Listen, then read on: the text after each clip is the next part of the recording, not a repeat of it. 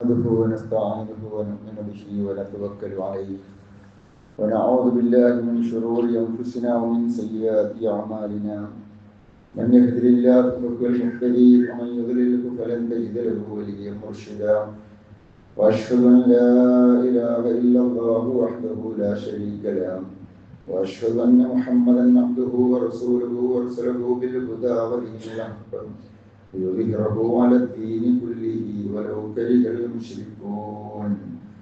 اللهم صل على محمد وعلى آل محمد كما صليت على إبراهيم وعلى آل إبراهيم إنك حميد مجيد. اللهم بارك على محمد وعلى آل محمد كما باركت على إبراهيم وعلى آل إبراهيم إنك حميد مجيد. أما بعد فإن خير الحديث كتاب الله وخير الهدي هدي محمد صلى الله عليه وسلم وشر الأمور محدثاتها وكل محدثة بدعة وكل بدعة ضلالة وكل ضلالة في النار. أيها الناس اتقوا الله حق تقاته ولا تموتن إلا وأنتم مسلمون. أعوذ بالله من الشيطان الرجيم. بسم الله الرحمن الرحيم. إنما المؤمنون الذين إذا ذكر الله وجلت قلوبهم وإذا تليت عليهم آياته زادتهم إيمانا وعلى ربهم يتوكلون. സർവ്വരക്ഷിതാവായ അള്ളാഹുവിന്റെ നിയമനിർദ്ദേശങ്ങൾ യഥാവിധി ജീവിതത്തിൽ പകർത്തണം, ജീവിതത്തിൽ പ്രവർത്തിക്കണമെന്ന് എന്നെയും നിങ്ങളെയും ഓർമ്മിക്കുകയാണ്. കന്നവാലിയായ നാഥൻ അവനെ ഭയപ്പെട്ട് ജീവിക്കുന്ന മുത്തക്കൈകളായ ദാസന്മാരുടെ കൂട്ടത്തിൽ നമ്മെ അവരെയും ഉൾപ്പെടുത്തി അനുഗ്രഹിക്കുമാറാവട്ടെ. ഒരു വിശ്വാസിയുടെ ഉത്കൃഷ്ടമായ ഗുണങ്ങളിൽപ്പെട്ട ഒന്നാണ് അവന്റെ എല്ലാ കാര്യങ്ങളും അള്ളാഹുവിൽ തവക്കുൽ ചെയ്യുക, ഫലമേൽപ്പിക്കുക എന്നുള്ളത്. വഅലല്ലാഹി ഫൽയതവക്കലൂ ഇൻ കുൻതും മുഅ്മിനീൻ. നിങ്ങൾ വിശ്വാസികളാണെങ്കിൽ നിങ്ങൾ നിങ്ങളുടെ കാര്യങ്ങൾ അള്ളാഹുവിൽ ഫലമേൽപ്പിക്കുക. ഒരു വിശ്വാസിയുടെ ഏറ്റവും പ്രധാനപ്പെട്ട ക്വാളിറ്റിയാണ് അവന്റെ കാര്യങ്ങൾ അള്ളാഹുവിനെ ഏൽപ്പിക്കുക, അവനിൽ തവക്കുൽ ചെയ്യുക എന്നുള്ളത്.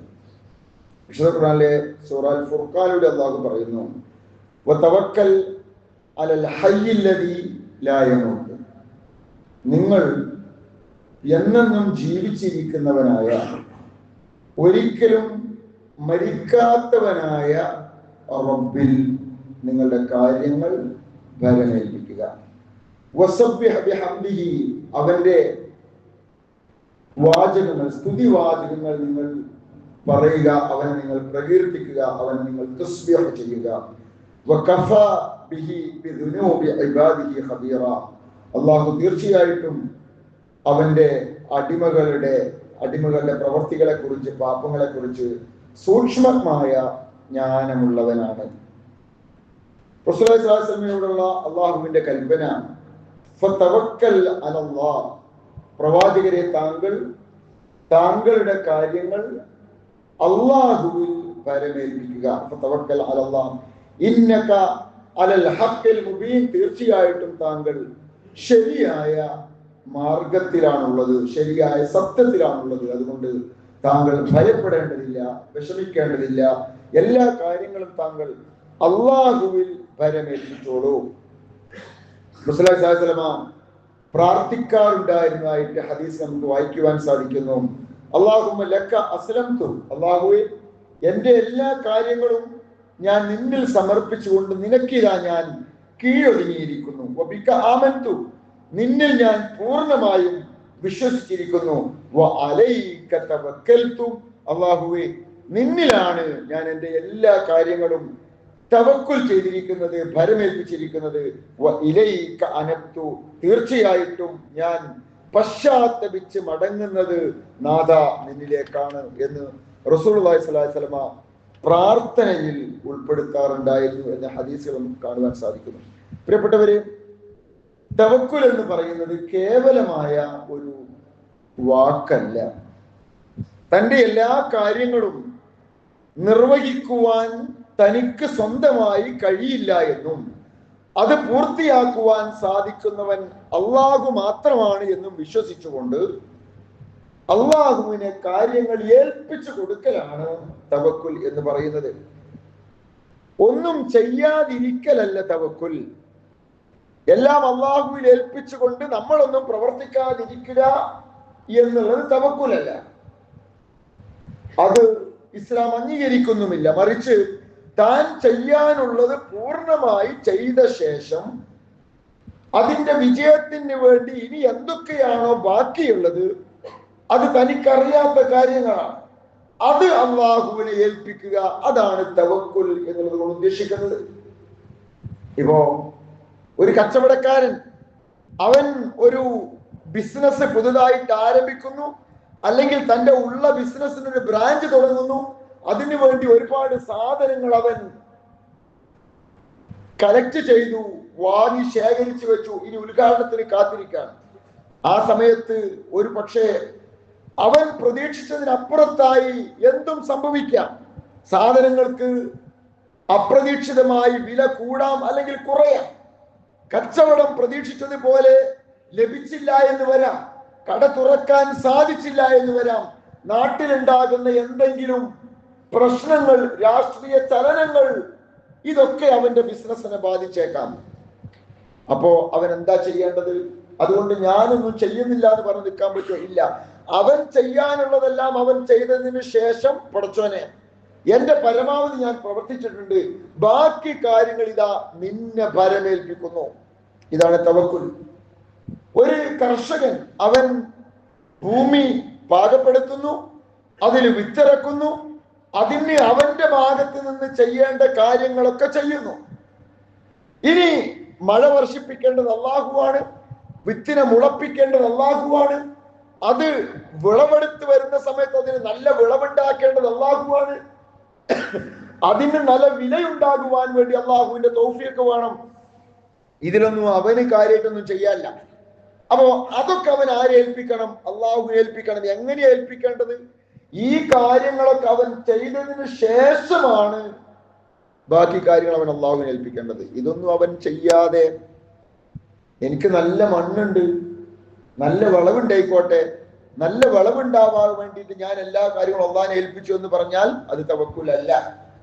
എന്റെ അടുക്കൽ നല്ല കാശുണ്ട്, അള്ള വിചാരിച്ചാൽ ഇത് കുത്തനെ കൂടുമല്ലോ, അതുകൊണ്ട് അള്ള കൂട്ടിത്തരക്കെ എന്ന് പറഞ്ഞ് ബിസിനസ് ചെയ്യാതെ ആ കാശ് എവിടെയെങ്കിലും നിക്ഷേപിക്കുന്നത് തവക്കുലല്ല. അവിടെ നാം ചെയ്യേണ്ടത് നാം ചെയ്യുകയും ബാക്കി കാര്യങ്ങൾ അള്ളാഹു ഏൽപ്പിച്ചു കൊടുക്കുകയും ചെയ്യും. വിദ്യാർത്ഥിയെ സംബന്ധിച്ചിടത്തോളം അവൻ നന്നായി പഠിക്കണം, അവൻ അതിനു വേണ്ടി ഹോംവർക്ക് ചെയ്യണം, അവൻ പഠനത്തിന് വേണ്ടി അധ്വാനിക്കണം, പ്രാക്ടീസ് ചെയ്യണം, അസൈൻമെന്റ് പൂർത്തിയാക്കണം. ഇതൊക്കെ ചെയ്താലും ഒരു പക്ഷെ പരീക്ഷന്റെ തലേന്ന് ഒരു പനി ഉണ്ടാവാം, പരീക്ഷയ്ക്ക് അവന്റെ മൂഡ് ഓക്കെ അല്ലാതിരിക്കാം, വീട്ടിലെന്തെങ്കിലും ഒരു പ്രശ്നം കാരണം അവൻ മാനസികമായി തളർന്നു പോകാം, എക്സാം ഹാളിലേക്ക് ചെന്നിട്ട് അവിടെ അവന് പ്രശ്നങ്ങൾ ഉണ്ടാകാം. അവന്റെ പരീക്ഷയ്ക്ക് ഇൻവിജിലേറ്ററായി വരുന്ന അധ്യാപകന്റെ സ്വഭാവം വരെ ഒരു വിദ്യാർത്ഥിയുടെ പരീക്ഷയെ ബാധിക്കാം. അതൊന്നും അവന്റെ കയ്യിലുള്ള കാര്യങ്ങളല്ല. അപ്പൊ അതൊക്കെ എന്താ ചെയ്യാം? അതൊക്കെ അള്ളാഹുവിനെ ഏൽപ്പിക്കാം. അള്ള വിചാരിച്ചാൽ ഞാൻ നന്നായി പഠിക്കുമല്ലോ, അതുകൊണ്ട് ഞാൻ ഇങ്ങനെ ഇരുന്നാൽ തന്നെ മതിയല്ലോ എന്നൊരു വിദ്യാർത്ഥി ചിന്തിച്ചാൽ അത് തവക്കുലിനെതിരാണ്. അവൻ വായിക്കണം, എഴുതണം, പഠിക്കണം, മനഃപ്പാഠമാക്കണം, പ്രാക്ടീസ് ചെയ്യണം. ഇതൊക്കെ ചെയ്താൽ പിന്നെന്തിനാ തവക്കുല്? പിന്നെ അതൊക്കെ തന്നെ പോരാ. അതൊക്കെ ചെയ്താലും അവന്റെ കയ്യിലില്ലാത്ത ഒരുപാട് കാര്യങ്ങളിൽ, അവന്റെ കൺട്രോളില്ലാത്ത ഒരുപാട് കാര്യങ്ങളിൽ പോരായ്മകൾ സംഭവിക്കാം. ആ സംഭവിക്കുന്ന കാര്യങ്ങൾ അള്ളാഹുവിനെ ഏൽപ്പിച്ചു കൊടുക്കലാണ് തവക്കുൽ എന്ന് പറയുന്നത്. ഇതാണ് ഒരു വിശ്വാസിയുടെ സ്വഭാവം എന്ന് പറയുന്നത്. നമ്മൾ ചെയ്യേണ്ടത് നമ്മൾ ചെയ്യുക, ബാക്കി കാര്യങ്ങൾ അള്ളാഹുവിൽ ബരമേൽപ്പിക്കുക, അവനോട് പ്രാർത്ഥിക്കുക. നബി സല്ലല്ലാഹു അലൈഹി വസല്ലമയോട് സഹാബാക്കൾ ചോദിക്കുന്ന ഒരു ചോദ്യമുണ്ട്,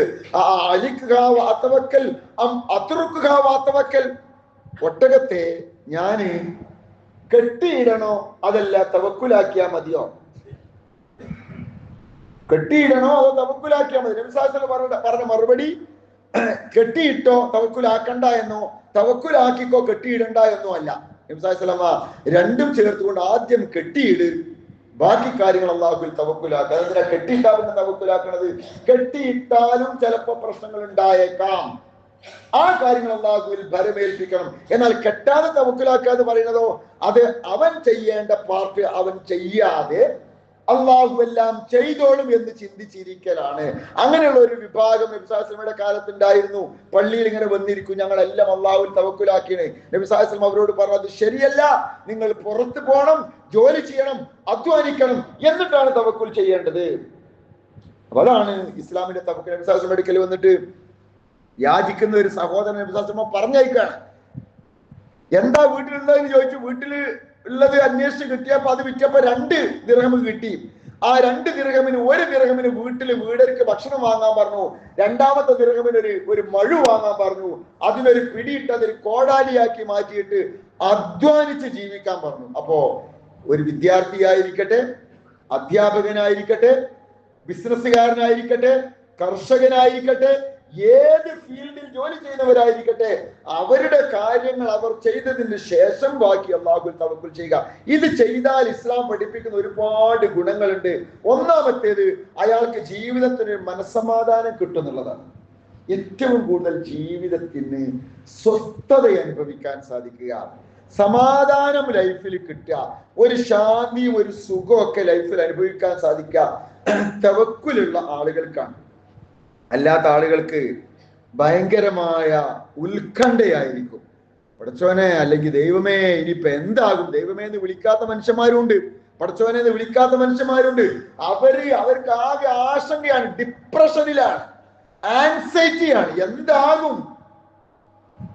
എല്ലാറ്റിനെ കുറിച്ചും ഇന്ന് ലോകത്തിൽ തന്നെ ആളുകൾ ഏറ്റവും കൂടുതൽ അനുഭവിക്കുന്ന ഒന്ന് ഈ ഉത്കണ്ഠ രോഗമാണ്. ഭാവി എന്താകും എന്നുള്ളതിനെ കുറിച്ചുള്ള ഉത്കണ്ഠ. അതാണ് കുറെ ആളുകളെ ടെൻഷൻ. എന്നിട്ട് അവർക്ക് അഡ്രിനാലിൻ കൂടിയിട്ട്, നെഗറ്റീവ് ഹോർമോൺ കൂടിയിട്ട് ലൈഫ് തന്നെ പ്രയാസം അനുഭവിക്കുന്ന ഒരുപാട് ആളുകളുണ്ട്. എന്നാൽ ഒരു വിശ്വാസിക്ക് അങ്ങനത്തെ ഒരു പ്രശ്നം തന്നെയില്ല.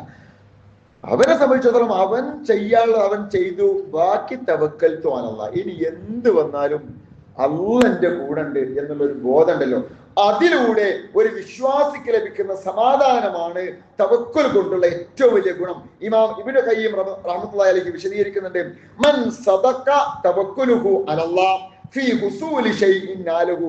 ഒരാൾ അല്ലാഹുവിൽ അവന്റെ കാര്യങ്ങൾ ചെയ്തതിനു ശേഷം സത്യസന്ധമായി അല്ലാഹുവിൽ തവക്കുൽ ചെയ്താൽ എന്ത് വിഷയത്തിലാണോ അവൻ തവക്കുൽ ചെയ്തത് അത് അവന് ലഭിക്കുക തന്നെ ചെയ്യും. ഹസ്ബിയല്ലാഹ് വനിഅമൽ വക്കീൽ. അല്ലാഹു മതി എനിക്ക് തവക്കുലാക്കുവാൻ, അവൻ ഭരമേൽപ്പിക്കപ്പെടുവാൻ, കാര്യങ്ങൾ ഏൽപ്പിക്കപ്പെടുവാൻ എത്ര നല്ലവരാണ് എന്നുള്ള ഒരു ബോധമുള്ള ഒരു വിശ്വാസിക്ക് ജീവിതത്തിൽ പിന്നെ അങ്ങനത്തെ ഒരു പ്രയാസം തന്നെ ഉണ്ടാവുകയില്ല. മനസ്സമാധാനം അവന് ജീവിതത്തിൽ ലഭിക്കും. മക്കള് ഇങ്ങോട്ട് ശ്രദ്ധിക്കുക. അവിടെ ക്രിക്കറ്റ് കളിയൊക്കെ പിന്നെ ഇങ്ങോട്ട് ശ്രദ്ധിക്കട്ടോ, കളിക്കാനിരിക്കരുത്, പള്ളിയിലാണ് ഇരിക്കുന്നത്. ഓക്കെ. രണ്ടാമത്തേത് അള്ളാഹുവിന്റെ സംരക്ഷണം അവന് ലഭിക്കുമെന്നുള്ളതാണ്. വമൻ യതവക്കൽ അലല്ലാഹി ഫഹുവ ഹസ്ബുഹു. അള്ളാഹുവിൽ കാര്യങ്ങൾ ഭരമേൽപ്പിച്ചാൽ അവന് അള്ളാഹു മതി. സൂറത്തുൽ തലാഖിലൂടെ അള്ളാഹു പഠിപ്പിക്കുകയാണ് ഫഹുവ ഹസ്ബുഹു. അവന് അള്ളാഹുവിന്റെ ഒരു സംരക്ഷണമുണ്ട്. പിന്നെ അവന് ആശങ്ക വേണ്ട, പിന്നെ അവന് ടെൻഷൻ വേണ്ട. അത് പൊളിഞ്ഞു പോകുമോ, മഴ പെയ്യാതിരിക്കുമോ, പഠിച്ചത് മറന്നു പോകുമോ, അങ്ങനെയൊക്കെ കുട്ടികൾക്ക് പഠിക്കുന്ന സമയത്ത് പഠിച്ചാൽ തന്നെ കുട്ടികൾക്ക് പരീക്ഷാ പേടി എന്ന് പറഞ്ഞാൽ ഇന്ന് കുട്ടികൾക്ക് വലിയൊരു പ്രശ്നം. പരീക്ഷാ പേടി, പഠിച്ചത് മറന്നു പോകുമോ, എഴുതാൻ പറ്റുമോ, ചോദിച്ച പോലെ ചില കുട്ടികൾക്കൊക്കെ എല്ലാ പരീക്ഷന്റെ ഉത്തരം നന്നായിട്ട് പഠിച്ചിട്ടുണ്ട്, പക്ഷെ അതൊക്കെ ഓർമ്മ വരില്ല പരീക്ഷ കഴിഞ്ഞ് പുറത്തിറങ്ങിയില്ല. എന്തുകൊണ്ടാ? പരീക്ഷാ പേടി വല്ലാതെ അങ്ങോട്ട് മനസ്സിനങ്ങോട്ട് പിന്നെ പിടിച്ചു കുലിക്കിട്ട്. അപ്പൊ അത് വേണ്ടില്ല.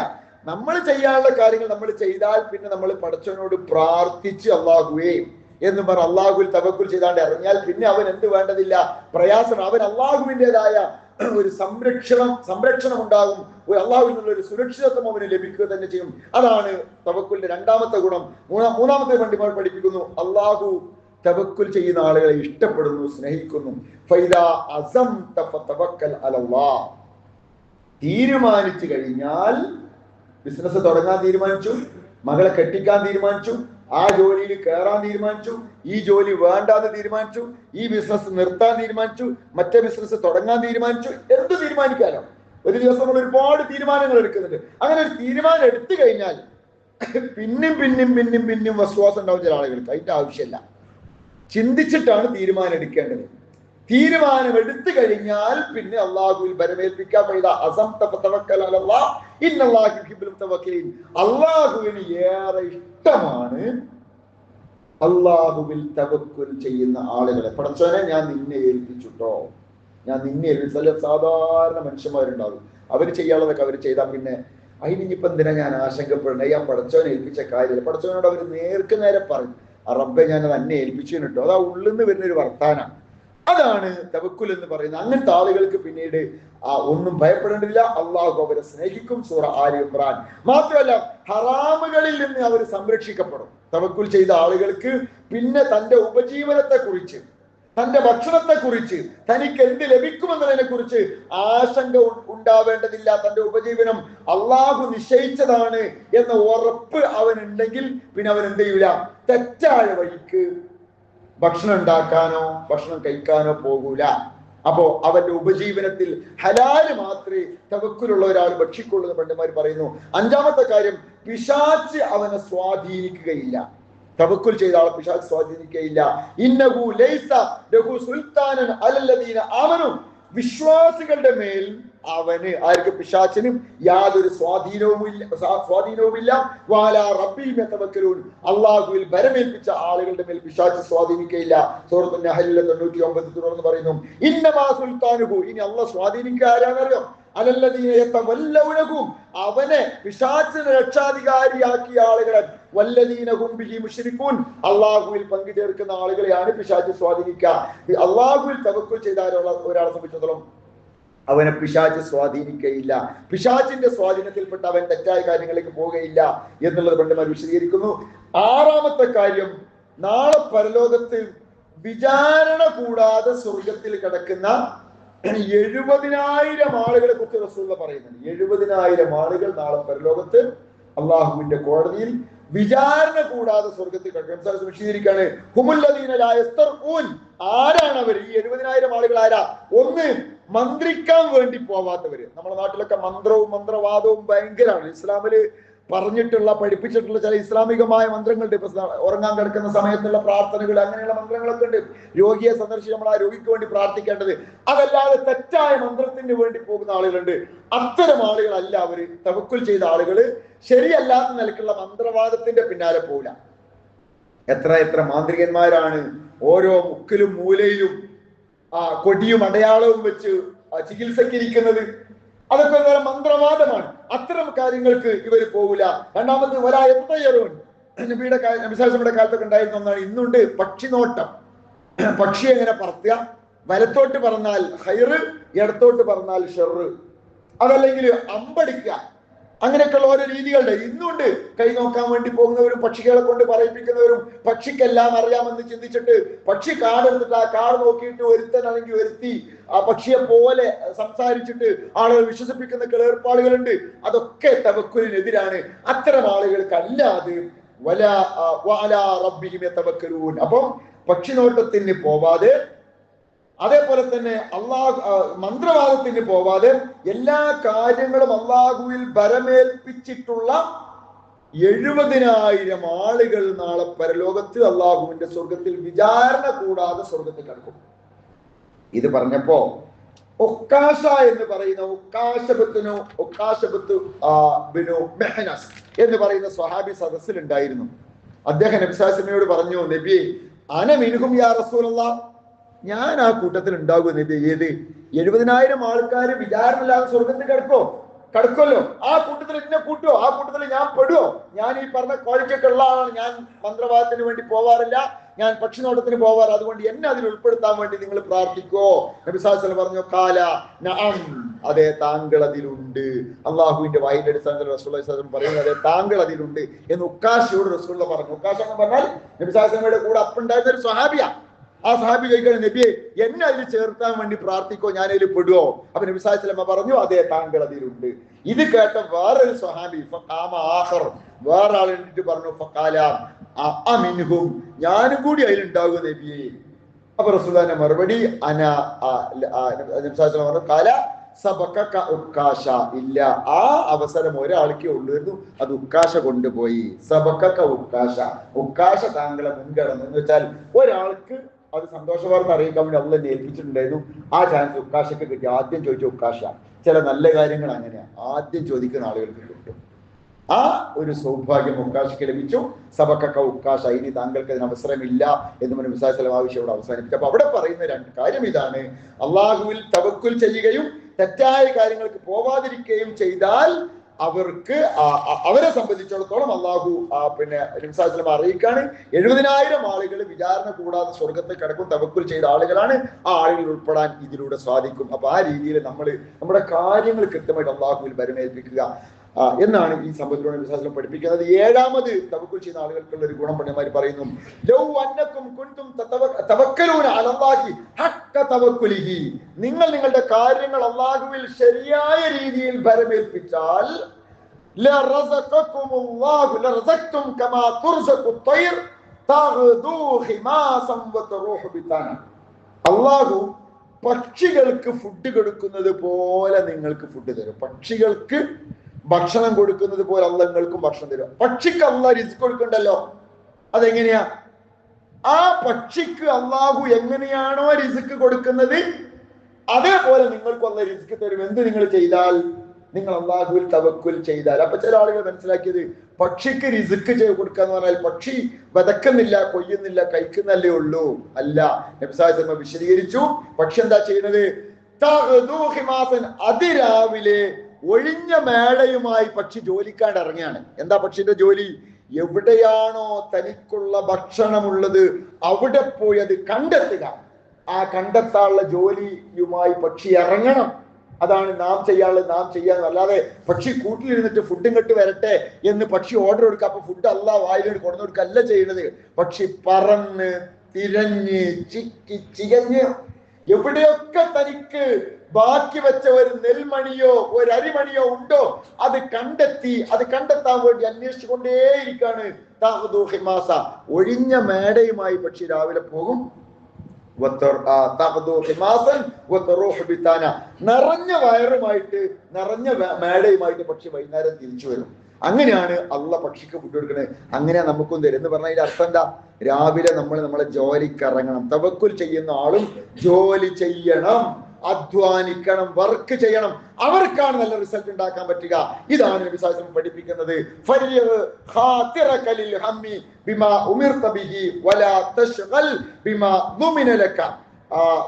നിങ്ങൾ എന്ത് ചെയ്യുക? നിങ്ങളുടെ ശ്രദ്ധ കേന്ദ്രീകരിക്കുക എത്തരം കാര്യങ്ങളിൽ നിങ്ങൾ അള്ളാഹു നിങ്ങൾക്ക് കൽപ്പിച്ചു തന്നിരിക്കുന്ന ഫർളായ നിർബന്ധമായി ചെയ്യേണ്ട കാര്യങ്ങളിൽ ശ്രദ്ധ കേന്ദ്രീകരിക്കുക. അതിലേക്ക് കോൺസെൻട്രേറ്റ് ചെയ്യുക. മനസ്സ് അതിലേക്ക് ഏകാഗ്രമാക്കുക. ചെയ്യുന്ന കാര്യങ്ങൾ ഏത് ജോലി ആയിരിക്കട്ടെ, പഠനമാണെങ്കിൽ പഠിക്കുന്ന കുട്ടി പഠിക്കുന്ന സമയത്ത് മൊബൈൽ ഫോണുമായിട്ട് പഠിക്കാനിരുന്നാൽ അതിലേക്ക് ശ്രദ്ധ കേന്ദ്രീകരിക്കാൻ സാധിക്കൂല. അപ്പൊ മൊബൈൽ ഫോണൊക്കെ മാറ്റി വെച്ചിട്ട് പഠിക്കുന്ന കുട്ടി അതിൽ ശ്രദ്ധ കേന്ദ്രീകരിച്ചിരിക്കുക. കളിക്കുന്ന സമയത്ത് അതിൽ ശ്രദ്ധിക്കുക. കളിക്കുന്ന സമയത്ത് പഠിക്കാൻ നിൽക്കരുത്, പഠിക്കുന്ന സമയത്ത് കളിക്കാനും നിൽക്കരുത്. പള്ളിയിൽ ജുമാക്ക് ഇരിക്കുന്ന സമയത്ത് അപ്പൊ ഖുത്ബ പറയണെങ്കിൽ അതിൽ ശ്രദ്ധിക്കണം. അപ്പൊ മറ്റവന്റെ കയ്യിൽ കളിച്ച് ഇവനെ തോണ്ടി വാച്ചെടുത്തിട്ട് അങ്ങോട്ടാക്കി, അതല്ല. അത് എന്താണോ പറയുന്നത് അതിൽ ശ്രദ്ധിക്കുക. അങ്ങനെ എന്താണോ ഉള്ളത് മൈൻഡ്ഫുൾനെസ് എന്ന പേരിൽ ഇന്ന് ലോകത്ത് ഒരുപാട് വ്യാഖ്യാനമുള്ള ഒരു കാര്യമാണ്. പണ്ടേ ഇസ്ലാം പഠിപ്പിക്കുകയാണ്, ചെയ്യുന്ന കാര്യത്തിൽ ശ്രദ്ധ കൊണ്ടുവരിക. താങ്കൾക്ക് അള്ളാഹ് ഉറപ്പ് എന്താണ് അള്ളാഹ് നിങ്ങൾക്ക് റിസ്ക് നൽകുക എന്നുള്ളത്. അതിനെപ്പറ്റി നിങ്ങൾ ഷോലാണ്ട് അള്ളാഹ് നിങ്ങൾക്ക് തരിക തന്നെ ചെയ്യും. ഈ റിസ്ക്കും അജലും അള്ളാഹ് നിങ്ങൾക്ക് നിശ്ചയിച്ചു തന്ന അവധിയും അതേപോലെ ആ അവധി വരെയുള്ള ഫുഡും അത് പരസ്പര ബന്ധമുള്ളതാണ്. മദ്മൂനാനി, അത് രണ്ടും അള്ളാഹ് ഉറപ്പ് നൽകിയിട്ടുള്ളതാണ്. അതിന്റെ പേരിൽ നിങ്ങൾ ബേജാറാണ്ട, നിങ്ങളെ ഏൽപ്പിച്ച പണി നിങ്ങൾ ചെയ്താൽ മതി എന്നാണ് വിശ്വാസം പഠിപ്പിക്കുന്നത്. അത് പ്രിയപ്പെട്ട വിശ്വാസികളെ, തവക്കുൽ എന്ന് പറയുന്ന ഒരു ക്വാളിറ്റി നമ്മൾ ഉണ്ടാക്കിയെടുക്കുക. അള്ളാഹുവോട് പ്രാർത്ഥിക്കുക, അവൻ നമ്മെ കാത്തുരക്ഷിക്കുമാറാവട്ടെ.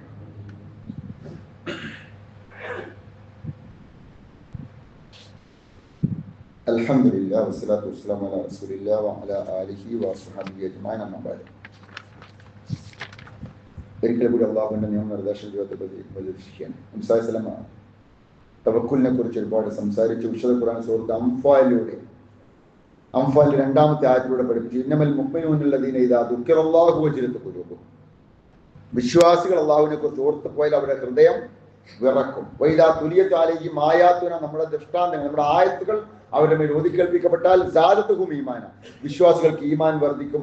വഅലാ റബ്ബിഹിം യതവക്കലൂൻ, അവർ കാര്യങ്ങൾ അള്ളാഹുവിൽ ഭരമേൽപ്പിക്കും. അതാണ് ഒരു വിശ്വാസിയുടെ ക്വാളിറ്റി എന്ന് പറയുന്നത്. അതുപോലെ സൂറത്തുൽ അൻകബൂത്തിൽ പറയുന്നു, വല്ലദീന ആമനു വഅമിലു സ്വാലിഹാത്തി, വിശ്വസിക്കുകയും സൽക്കർമ്മങ്ങൾ പ്രവർത്തിക്കുകയും ചെയ്തവർ ല നുബവ്വി അന്നഹും മിനൽ ജന്നത്തി ഉർഫ, അള്ളാഹു സ്വർഗ്ഗത്തിൽ അവർക്ക് നൽകുന്ന താമസ സൗകര്യം എന്ന് പറയുന്നത് ഉന്നതമായ മണിമേടയിലാണ് അവരുടെ താമസം. തജ്രീമിൻ തഹ്തിൽ അൻഹാർ, ആ മേളയുടെ താഴ്ഭാഗത്തു കൂടി നദികൾ ഒഴുകുന്നുണ്ട്. ഖാലിദീന ഫീഹാ, അതിൽ അവർ ശാശ്വതരായിരിക്കും. നിഅമ അജ്റുൽ ആമിലീൻ, പ്രവർത്തിക്കുന്നവർക്കുള്ള പ്രതിഫലം എത്ര നല്ലതാണ്. അല്ലദീന സബറു, അവരാരാ? ക്ഷമിച്ചവരാണ്. വഅലാ റബ്ബിഹിം യതവക്കലൂൻ, എല്ലാ കാര്യങ്ങളും അല്ലാഹുവിൽ ഭരമേൽപ്പിച്ചവരാണ്. ആ ഒരു തവക്കുലാണ് ഒരു വിശ്വാസിക്ക് ഉണ്ടാക്കിയെടുക്കാൻ സാധിക്കേണ്ടത്. ആ രീതിയിൽ കാര്യങ്ങൾ അള്ളാഹുവിൽ തവക്കുൽ ചെയ്യുന്ന യഥാർത്ഥ വിശ്വാസിയായി മാറുവാൻ വേണ്ടി നാം പരിശ്രമിക്കുക. അള്ളാഹു അതിനെ നമുക്ക് ഏവർക്കും തൗഫീഖ് നൽകി അനുഗ്രഹിക്കുമാറാവട്ടെ.